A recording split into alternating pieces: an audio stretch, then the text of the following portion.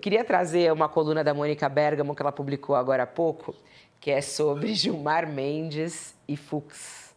A Mônica, nossa rainha, Mônica Bergamo, colunista do jornal Folha de São Paulo, trouxe aí essa informação. Os ministros Gilmar Mendes e Luiz Fux tiveram um duro diálogo essa semana em uma das salas do Supremo Tribunal Federal próximas ao plenário.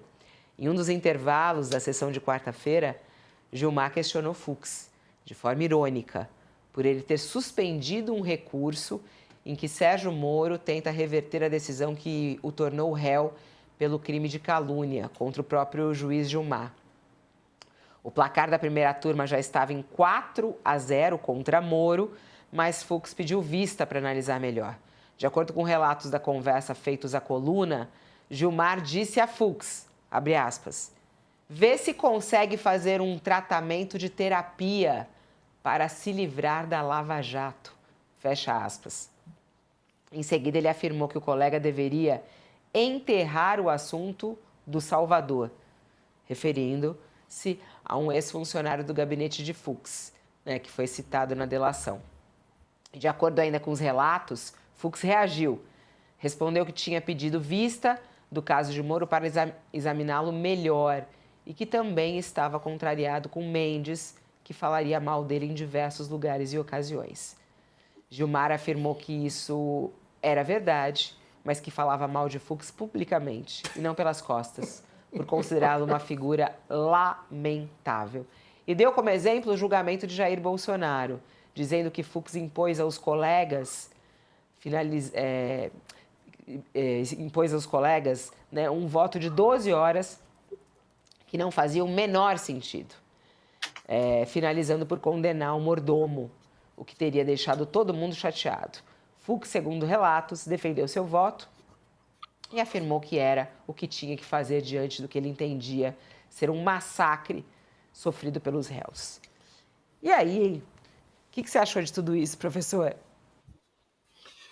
Bom, em primeiro lugar, parece que o ambiente de bafon francês, ou seja, de bordéis franceses, o bafon, parece que se instalou no Supremo. Basta ver esse diálogo. O Gilmar Mendes, um professor, dono de escola, promove aquela vergonhosa Gilmar Palusa. Será que ele não sabe que está escrito na Constituição que no voto o juiz, o magistrado tem livre convencimento? Então, se pode gostar ou não, mas existe o livre convencimento.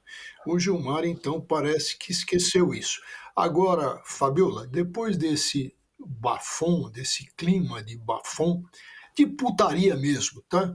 O que acontece pela Rádio Corredor?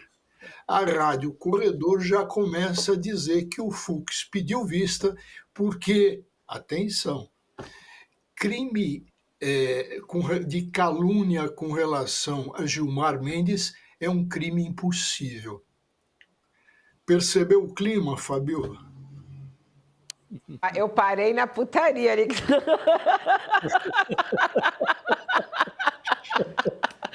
Ai. Vamos lá. O que você acha de tudo isso aí, Sakamoto? Você começou a gargalhar enquanto eu estava lendo aqui da troca de elogios entre um e outro. O Gilmar Mendes não tem papas na língua, né? Não. Ainda mais por ser decano, né, da corte, acho que tem menos ainda, né, na verdade. Né? Ele já... O Gilmar, é claro, o Gilmar é uma das figuras mais poderosas da República, né?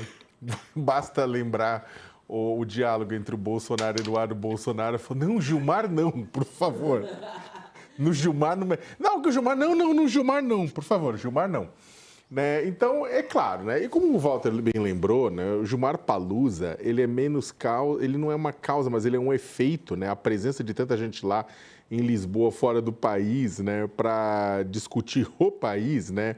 E que a gente sabe que, na verdade, são os corredores que interessam, né? Os pontos, os encontros e que são feitos paralelamente ao evento, né? Que interessam no final das contas.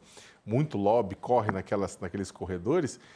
Na verdade, aquilo é consequência do poder político do próprio Gilmar. Gilmar já bateu de frente, historicamente, inclusive com o agora quase ex-ministro Luiz Roberto Barroso, né, o recente ex-presidente da corte. Também aquele arranca-rabo entre os dois ficou famoso, foi no meio do julgamento, né? O Barroso falando, não, das pitadas de... Eu acho que o Walter sabe de cor essa frase, ele já citou, como é que é pitadas de... Você lembra disso? Psicopatia. Falando Psicopatia. Pitada de psicopatia, né, de maldade. É o seguinte, é uma pessoa que vai bater de frente e que em nenhum momento ele se ressente disso aparecer na mídia, etc e tal. Né? E, inclusive tomando decisões que muitas vezes são extremamente questionáveis. Né? A gente estava falando dia desse, lá lembrando a decisão do Lira, né, com relação à questão dos kits de robótica lá em Alagoas, né, puxando a decisão, tudo que acabou interrompendo todo aquele processo da Polícia Federal analisando os desvios de emendas em Alagoas. Então, é isso. Né? E aqui a gente não está fazendo nenhuma defesa do... A gente não está fazendo nenhuma defesa do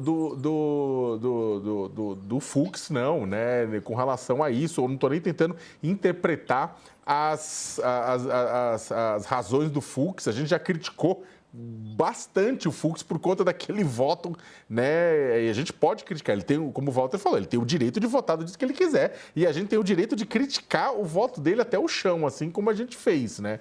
Com relação ao voto, etc. Quem aquele voto estava servindo. Mas é isso, Fabiola, é a política do Supremo Tribunal Federal dando as caras e se impondo, né? Agora, isso mostra, por outro lado, só para terminar, uma coisa que a gente já tinha dito aqui, isolamento. Eu estava conversando com o ministro do Supremo antes do julgamento, né? Ele estava falando do isolamento do Fux. O Fux é hoje uma figura bastante isolada dentro do Supremo Tribunal Federal, né? Na primeira turma nem se fala. Né? E é uma figura também muito criticada por conta de questões, né? Muita gente fala nos corredores, reclama de questões éticas e etc e tal. Então, é isso, né? Isso ajuda a lembrar que a Suprema Corte é uma corte política também.